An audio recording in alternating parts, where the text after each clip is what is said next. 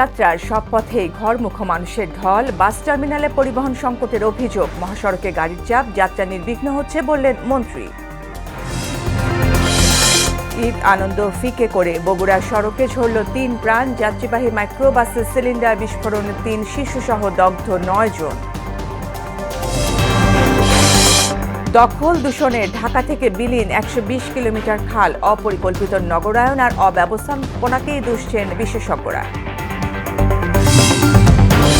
এবং হরমুজ প্রণালীর পাশে একাধিক শক্তিশালী বোমা ছুড়ল যুক্তরাষ্ট্র। লারিজানি হত্যার প্রতিশোধ নিতে অত্যাধুনিক ক্ষেপণাস্ত্র হামলা তেহরানের।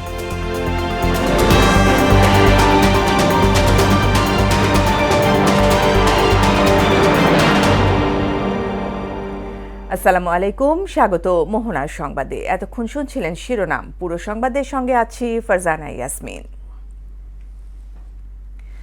ঈদ যাত্রার শেষ মুহূর্তে সব পথে ঘরমুখো মানুষের ভিড়। চাপ বাড়লেও রেলযাত্রায় নেই ভোগান্তি। বাস টার্মিনালে যাত্রী থাকলেও পরিবহন সংকট নিয়ে অভিযোগ তাদের। যদিও সড়ক মন্ত্রী বলেন, যানবাহনে পর্যাপ্ত জ্বালানি দেওয়া হয়েছে, সংকটের কোনো কারণ নেই। বাড়তি ভাড়া আদায়ের অভিযোগ পেলে ব্যবস্থার হুঁশিয়ারিও দেন তিনি। বাকিটা জানাচ্ছেন মুদাসসির আলী। দরজায় কড়া নাড়ছে খুশির ঈদ। পরিবারের সঙ্গে আনন্দ ভাগাভাগি করতে বাড়ির পথে মানুষ, ফলে বাস টার্মিনালগুলোতে বাড়ছে ভিড়। টিকিটের জন্য কাউন্টারে দীর্ঘক্ষণ লাইনে দাঁড়িয়ে থাকতে হচ্ছে অনেককে, যদিও ব্যবস্থাপনার অভিযোগ অস্বীকার করছে কর্তৃপক্ষ।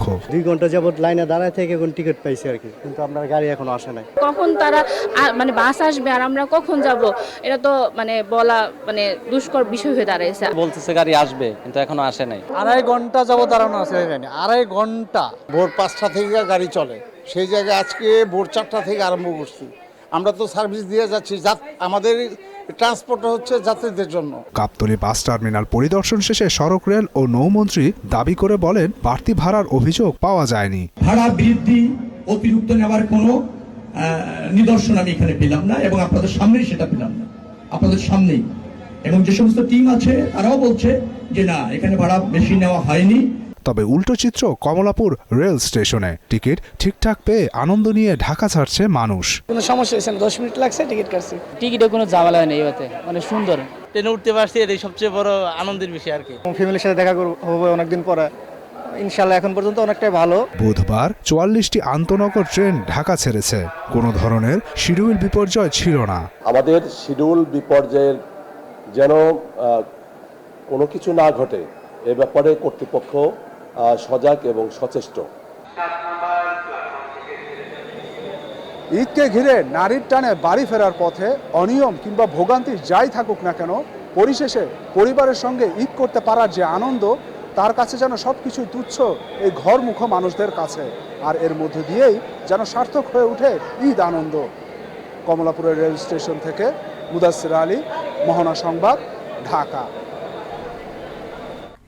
ঈদ যাত্রার খবর জানাতে কমলাপুর রেল স্টেশন থেকে সহকর্মী মফিউর রহমান যুক্ত হচ্ছেন আমাদের সাথে, এবং তারপরেই আমরা যুক্ত হব উষা ফেরদৌসের সাথে। শুরুতেই যাচ্ছি মফিউরের কাছে। মফিউর, রেলপথে ঈদ যাত্রার চিত্র কেমন দেখছেন? সার্বিক পরিস্থিতি জানাবেন।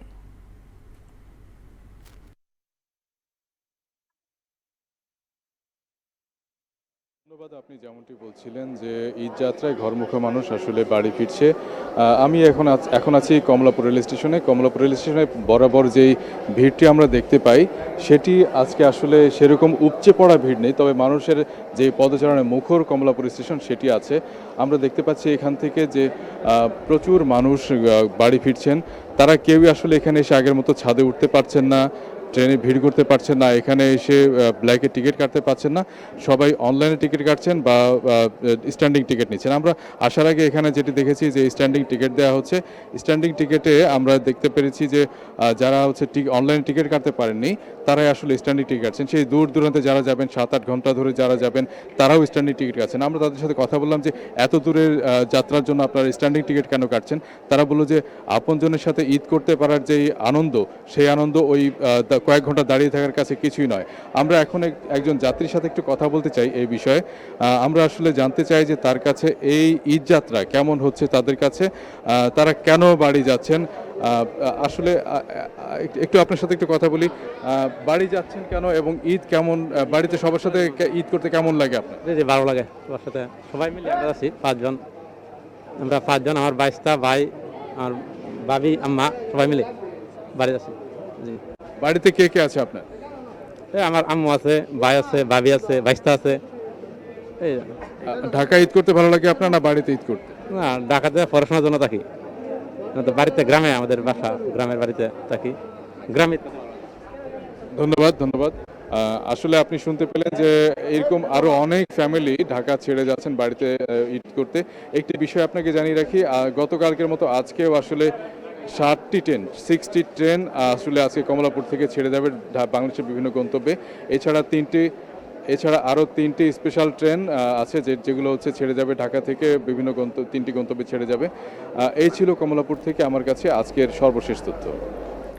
মফিউর, আপনাকে ধন্যবাদ। দর্শক, আমরা এরপরে যাচ্ছি, গাবতলীতে আছেন আমাদের সহকর্মী উষা ফেরদৌসের কাছে। উষা, সড়ক পথের এই মুহূর্তের ঈদ যাত্রার প্রস্তুতি কেমন দেখছেন?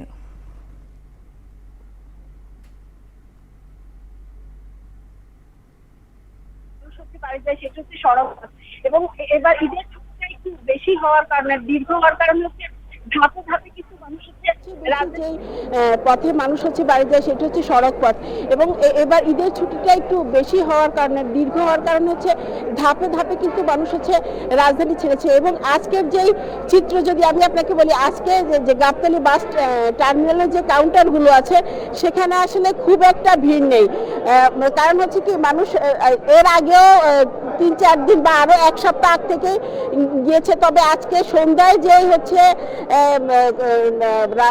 ঢাকার যে গার্মেন্টস গুলো ছুটি হবে, সেই ক্ষেত্রে মহাসড়কে একটু চাপ বাড়ার শঙ্কা করছেন।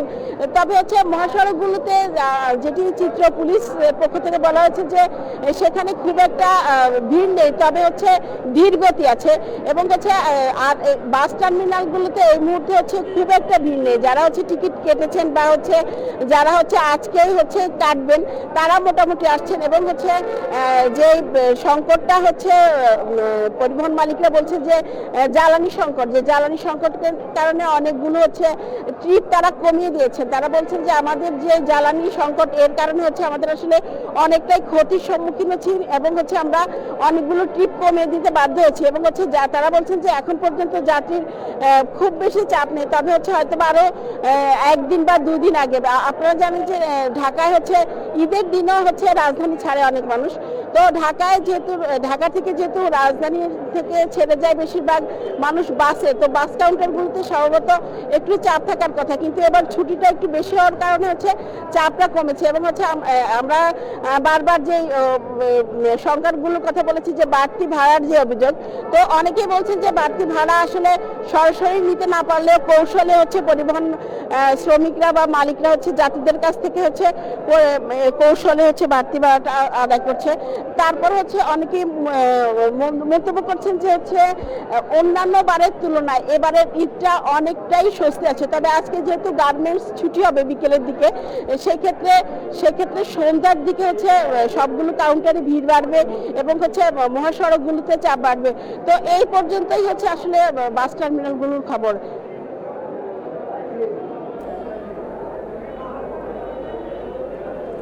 উষা ফেরদৌস, আপনাকে অসংখ্য ধন্যবাদ আমাদের সাথে যুক্ত হবার জন্য। মহাসড়কগুলোতে যানবাহনের চাপ বাড়লেও নেই তেমন যানজট, অনেকটা স্বাচ্ছন্দ্যেই হচ্ছে ঈদ যাত্রা। এদিকে ভোগান্তি নিরসনে মহাসড়কের গুরুত্বপূর্ণ মোড়ে তল্লাশি চৌকি বসিয়েছে র্যাব পুলিশ। এ বিষয়ে আরও জানাতে ঢাকা টাঙ্গাইল মহাসড়কের চন্দ্রা এলাকা থেকে সহকর্মী আলহাজ হোসেন এবং কাঁচপুর থেকে যুক্ত হচ্ছেন সহকর্মী এমদাদুল হক খান। শুরুতেই যাচ্ছি এমদাদের কাছে। এমদাদ, মহাসড়কের চিত্র এবং আইন শৃঙ্খলা বাহিনীর তৎপরতা জানাবেন।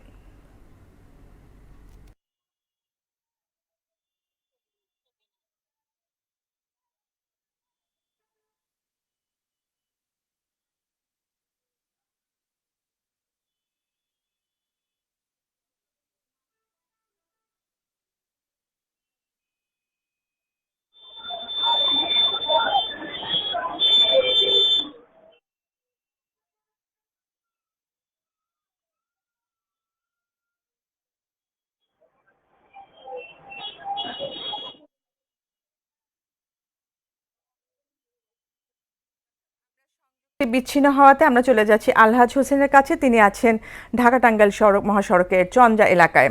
আলহাজ, এই মুহূর্তে মহাসড়কে গাড়ির চাপ কেমন দেখছেন? আমি এখন দাঁড়িয়ে রয়েছি ঢাকা টাঙ্গাইল মহাসড়কের চন্দ্রা এলাকায়। এই চন্দ্রা এলাকায় ঈদ আসলে কিন্তু যানবাহনের সংখ্যা বেড়ে যায় এবং যাত্রীদের সংখ্যা বেড়ে যায়। আপনি জানেন যে সকাল থেকেই কিন্তু শিল্প কারখানা যে ছুটি হওয়ার পর থেকেই কিন্তু যানবাহনের সংখ্যা বেড়ে গেছে এবং যাত্রীদের সংখ্যা বেড়ে গেছে।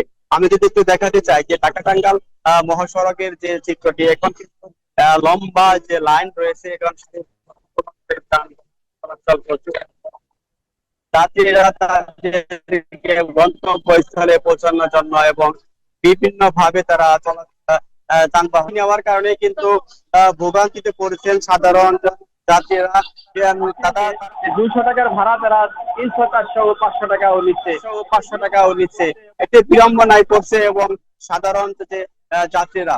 আমি একাধিক পুলিশের সাথে কথা বলেছি, তারা যে বিষয়টি জানিয়েছেন যে অতিরিক্ত ভাড়া নিলে তাদের বিরুদ্ধে কিন্তু আইনগত ব্যবস্থা নেওয়া হবে, কিন্তু এখনো পর্যন্ত অতিরিক্ত ভাড়া নেওয়া হয়েছে বলে একাধিক যাত্রীরা জানিয়েছেন। আমি আপনাকে আরেকটা বিষয় জানিয়ে রাখি, এই ঢাকা টাঙ্গাইল মহাসড়কে কিছুক্ষণ আগে এবং পানি সম্পদ ও মৎস্য মন্ত্রণালয়ের যে প্রতিমন্ত্রী তিনি এখানে পরিদর্শন করেছেন।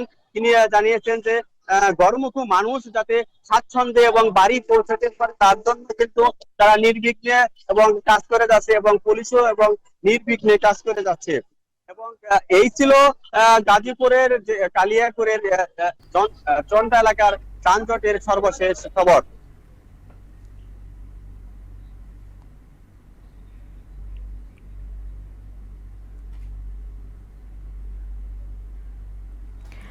আলহাজ, আপনাকে ধন্যবাদ। আমরা ফিরছি এমদাদুল হক খানের কাছে, যিনি আছেন যাত্রাবাড়িতে এই মুহূর্তে যুক্ত হবেন আমাদের সাথে। এমদাদ, এই মুহূর্তে সড়কের ঈদ যাত্রার কি খবর আছে আপনার কাছে? ধন্যবাদ। আমরা এই মুহূর্তে যাত্রাবাড়ি সাইনবোর্ড এলাকায় আছি। তো এখানে আমরা একটু আগে র্যাবের একটি অভিযানিক দল তারা টহল দিয়েছেন এবং চেকপোস্ট বসিয়ে তারা বিভিন্ন যানবাহনের তল্লাশি করেছেন।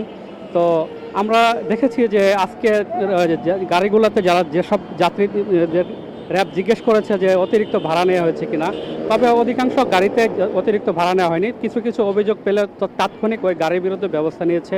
এছাড়া র্যাব জানিয়েছে তারা রাস্তায়ও বিভিন্ন তল্লাশি চালাবে এবং যাত্রীদের নিরাপত্তায় তারা কাজ করছেন। ছিনতাইকারী মলম পার্টির খপ্পরে যেন না পড়েন সে বিষয়ে তারা সদয় দৃষ্টি রাখছেন। এছাড়া প্রতি বছর যে সাইনবোর্ড এলাকা সহ রাজধানীর প্রবেশমুখগুলোতে যে ধরনের যানজট সৃষ্টি হয় কয়েক কিলোমিটার, এবার আমরা সেরকম যানজটের কোনো অবস্থা দেখতে পারিনি। এবার আমরা অনেকটা ফাঁকা রাস্তাকে, ঢাকা শহরের রাস্তাঘাটও ফাঁকা এবং রাস্তার প্রবেশমুখগুলো অনেকটা ফাঁকা। এবার দেখা গেল যাত্রীদের আমরা কথা বলেছি, তারা বলেছেন যে অতিরিক্ত ভাড়া নেওয়া হয়নি। তারা কিছু কিছু জায়গা হয়তো রাস্তা থেকে যে যাত্রীগুলা তুলেছেন, যে বাসগুলা, তারা কাউন্টার ব্যতীত আর কি তারা অতিরিক্ত ভাড়া নিয়েছে। সেই বাসগুলোর বিরুদ্ধে ব্যবস্থা নেওয়া হয়েছে বিভিন্ন সময়। তো এই হলো আমার সর্বশেষ অবস্থা। ধন্যবাদ। ইমদাদ, আপনাকে অসংখ্য ধন্যবাদ। ইমদাদ হক খান আমাদের সাইনবোর্ড এলাকা থেকে জানাচ্ছিলেন ঈদ যাত্রার সর্বশেষ খবর। ঈদ সামনে রেখে অন্যতম ব্যস্ত সড়ক ঢাকা চট্টগ্রাম মহাসড়কের ফেনী অংশে এবার স্বস্তির যাত্রা। যানজট ছাড়াই স্বাভাবিক গতিতেই চলাচল করছে যানবাহন। মহাসড়কের বিভিন্ন পয়েন্টে যান চলাচল স্বাভাবিক রাখতে কাজ করছে পুলিশ। পাশাপাশি মহাসড়কে চুরি, ছিনতাই ও যাত্রী হয়রানি ঠেকাতে রয়েছে আইন শৃঙ্খলা বাহিনীর তৎপরতা। কর্মমুখী মানুষ শান্তিপূর্ণভাবে তাদের বাড়িতে যাতায়াত করতে পারে সেজন্য অতিরিক্ত অফিসার ফোর্সের ব্যবস্থা করেছেন। আমরা এই তিন জায়গায় ফিক্স পোস্ট ডিউটির ব্যবস্থা করেছি। পাশাপাশি অতিরিক্ত টহলেরও ব্যবস্থা আছে। 3-24 ঘন্টা টহল ডিউটি আছে এবং এই ফিক্স পোস্ট ডিউটিটা 24 আওয়ার চলতেছে। বগুড়ায় ঈদের ছুটিতে বাড়ি ফেরার পথে যাত্রীবাহী একটি মাইক্রোবাসে গ্যাস সিলিন্ডার বিস্ফোরণে চালকসহ 2 নারী নিহত হয়েছেন। এ ঘটনায় 3 শিশুসহ আরও 9 যাত্রী দগ্ধ হয়েছেন। সকালে বগুড়া শেরপুর উপজেলার ভবানীপুর ইউনিয়নের সোনকা এলাকায় এই দুর্ঘটনা ঘটে। এ তথ্য নিশ্চিত করে শেরপুর হাইওয়ে পুলিশ ক্যাম্পের ইনচার্জ রুকনউদ্দিন জানান, আইনি প্রক্রিয়া শেষে নিহতদের মরদেহ স্বজনদের কাছে হস্তান্তর করা হবে।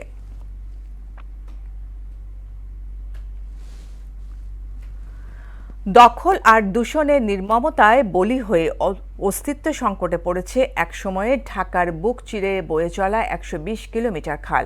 এজন্য অপরিকল্পিত নগরায়ন আর অব্যবস্থাপনাকেই দুষছেন বিশেষজ্ঞরা। তারা বলেন, খালগুলো পুনরুদ্ধারে বর্তমান সরকারকে কার্যকর পদক্ষেপ নিতে হবে।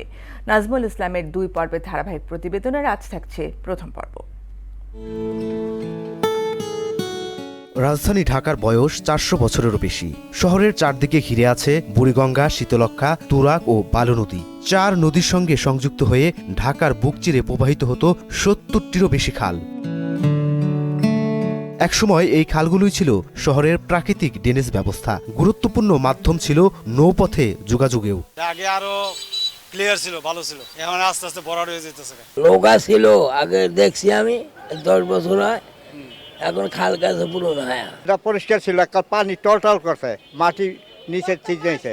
1940 সালের জরিপ অনুযায়ী ঢাকা শহরে মোট খাল ছিল 77টি, আর ঢাকা জেলা প্রশাসকের সর্বশেষ তথ্য বলছে এই সংখ্যা 50টির মতো। যদিও সরেজমিনে দেখা যায় অস্তিত্ব আছে কেবল কল্যাণপুর, রামচন্দ্রপুর, হাজারীবাগ, রায়ের বাজার, কাটাসুর, বাউনিয়া, আব্দুল্লাপুর, দিয়াবাড়ি, দ্বিগুণ, গুলশান, বনানী, মহাখালী, বেগুনবাড়ি, খিলগাঁও, বাসাবো, মান্ডা, জিরানি, সুতিভোলা, শাহজাদপুর, রূপনগর, বাউনিয়া, বাইশটেকি, কালশি, ইব্রাহিমপুর, শাহজাহানপুর, কসাইবাড়ি, গোবিন্দপুর ও ধুলাই খালের। নদী গবেষকরা বলছে 1969 সাল পর্যন্ত ঢাকার খালগুলো ছিল দখল দূষণমুক্ত। সেখানে স্বচ্ছ পানি আর স্বাভাবিক প্রবাহ দেখা যেত। শহরমুখী মানুষের ঢল, অপরিকল্পিত নগরায়ন এবং খালপাড়ে কল কারখানা গড়ে ওঠায় ধীরে ধীরে হারাতে থাকে এসব খাল। এজন্য দখলদারিত্বকেও অন্যতম কারণ বললেন নগরবিদরা। 1960 সাল থেকে 70 সাল বা 1960 খ্রিস্টাব্দ থেকে 70 খ্রিস্টাব্দ পর্যন্ত আমাদের দ্রুত নগর, এই যে নগরায়নের একটা ইচ্ছা আকাঙ্ক্ষা, বড় বড় স্থাপনা, বাসস্থান নির্মাণের জন্য ওই সময়কালে খালগুলো দখল এবং ভরাট কার্যক্রম শুরু হলো। পুরো প্রশাসন যন্ত্র কেন তারা আঘাত করলো? যারা দখলদার তারা রাজনীতিবিদ, তারা কেউ সামাজিক অর্থনৈতিকভাবে প্রভাবশালী, তাদের কিচ্ছু বললো না। এই কারণে দেখা যাচ্ছে পুরো বাংলাদেশ জুড়ে, শুধু ঢাকা শহর নয়, বাংলাদেশ জুড়ে গ্রামের খাল, শহরের খাল, আর শহরের খালের দাম বেশি, ইচ্ছে মতন এই দখলটা হলো।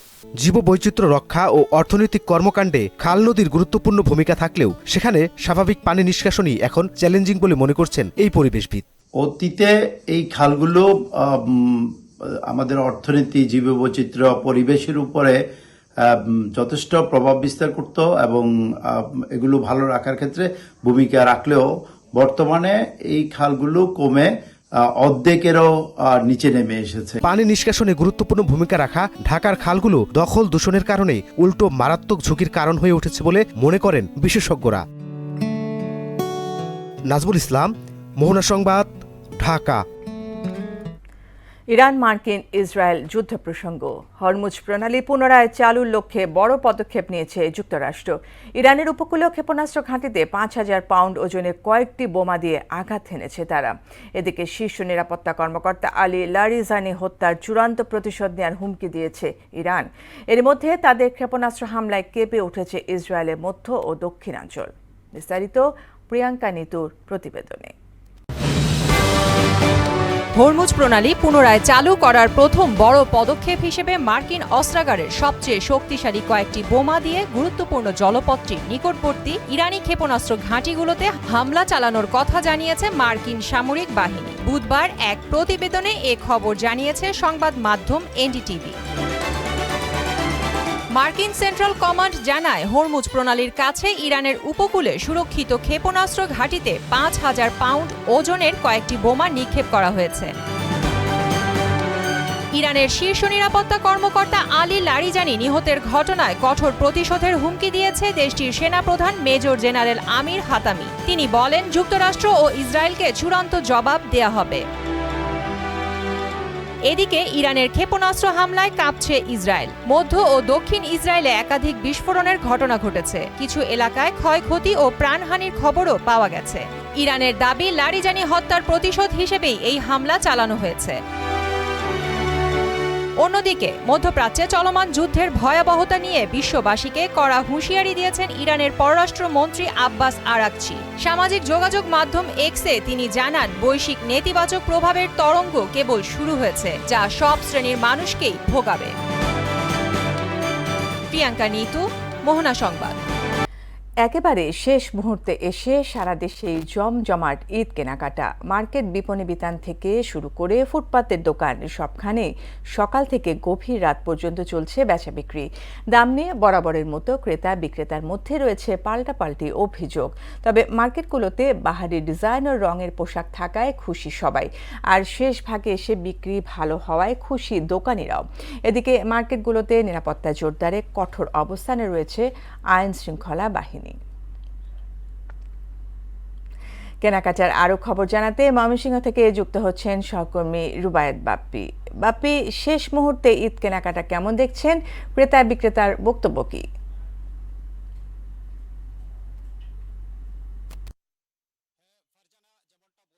যে এই বিগত বেশ কয়েকদিনে এই ময়মনসিংহের ঈদ বাজার কিন্তু সরগরম ছিল, তো আর কিন্তু মাত্র 2 দিন এরপরে কিন্তু পবিত্র ঈদ উল ফিতর। তো আমরা মার্কেটে যে বিষয়টি দেখেছি যে মার্কেটগুলোতে কিন্তু এখনো ক্রেতাদের ভিড় রয়েছে এবং বিশেষ করে ফুটপাতের মার্কেটগুলোতেও ভিড় রয়েছে।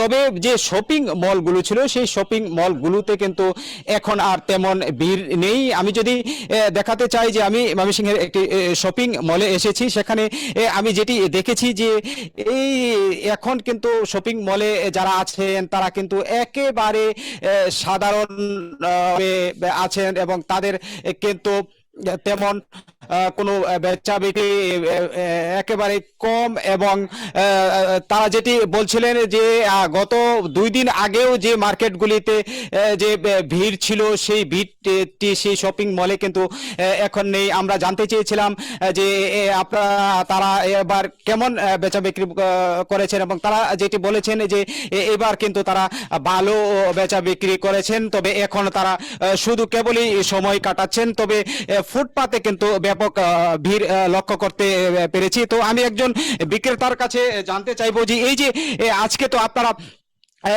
কি অবস্থা আছেন এখন? এখন আমাদের অবস্থা মোটামুটি শেষের দিকে, তো একটু কম বেচা কিনি, এমনিতে বেচা কিনি ভালোই হয়েছে।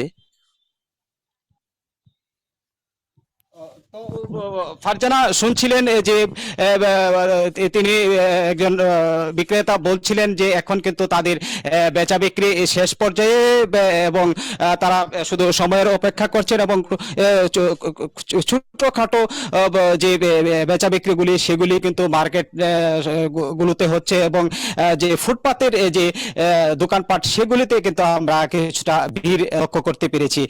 তো সব মিলিয়ে বলা যায় ময়মনসিংহে এবার কিন্তু শান্তিপূর্ণ যে ঈদের কেনাকাটা সেটি অনুষ্ঠিত হয়েছে এবং অপেক্ষা করছেন যে 29 রোজা বা 30 রোজা যাই হোক তারপরেই কিন্তু পবিত্র ঈদ উল ফিতরের যে আনন্দ সেই আনন্দ উপভোগ করার জন্য ময়মনসিংহবাসী কিন্তু সার্বিক প্রস্তুতি গ্রহণ করেছেন। এবং আমরা ক্রেতাদের কাছেও যে বিষয়টি জানতে চেয়েছি, ক্রেতারা যে বিষয়টি বলেছেন যে দাম কিছুটা বেশি হলেও কিন্তু তারা সন্তুষ্ট এবং ঈদ কেনাকাটায় আনন্দ উপভোগ করছেন। তো এই ছিল আমার কাছে ময়মনসিংহ থেকে ঈদ কেনাকাটা নিয়ে সর্বশেষ। ফারজানা। বাপি, আপনাকে ধন্যবাদ।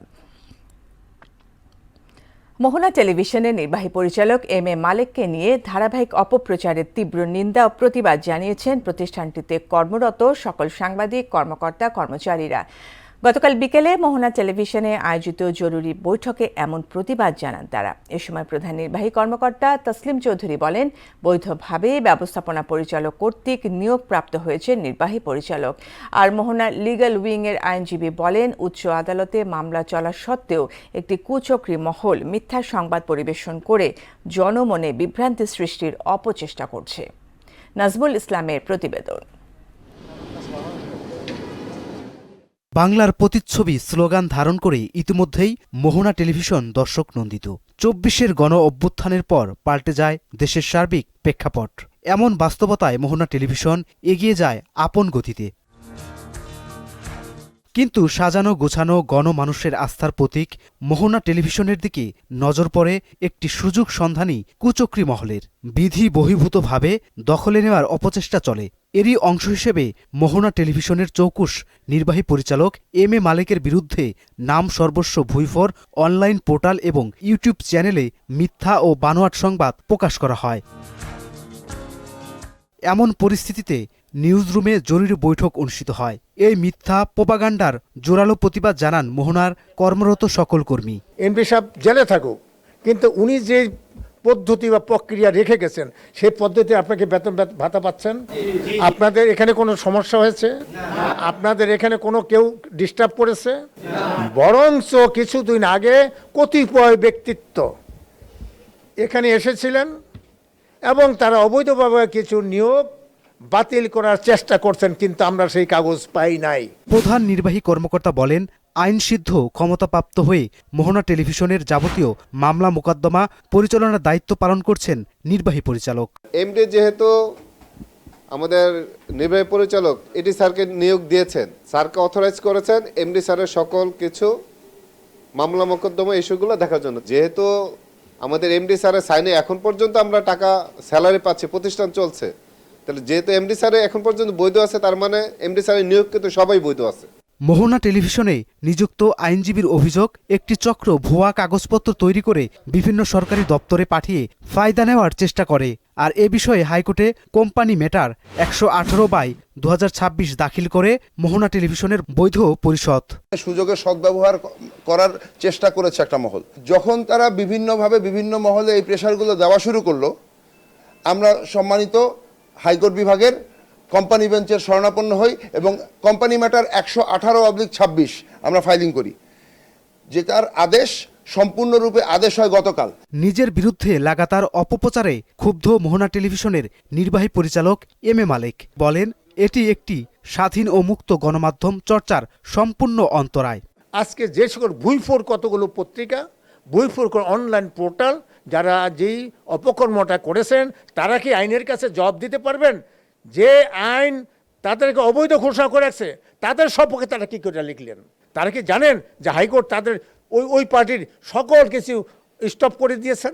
এম এ মালেক বলেন, মোহনা টেলিভিশনের কর্মীরা সবাই আন্তরিক, নেই কোনো মতবিরোধ। অদূর ভবিষ্যতে আপনারা কোনো সংবাদ পরিবেশন করার আগে সংবাদের সকল বস্তুনিষ্ঠ বিষয়গুলো ভালো করে দেখবেন এবং তারপর উপস্থাপন করবেন, তাতে আমাদের কোনো আপত্তি থাকবে না। বৈঠকে মোহনা টেলিভিশনের ঊর্ধ্বতন কর্মকর্তা সহ ডিএমডি বুশরা শাহেদ মজুমদার, বার্তাকক্ষ এবং মোহনার সকল বিভাগের কর্মকর্তা কর্মচারী উপস্থিত ছিলেন। নাজমুল ইসলাম, মোহনা সংবাদ, ঢাকা। শেষ করব মোহনার সংবাদ, যাবার আগে শিরোনামগুলো আরও একবার।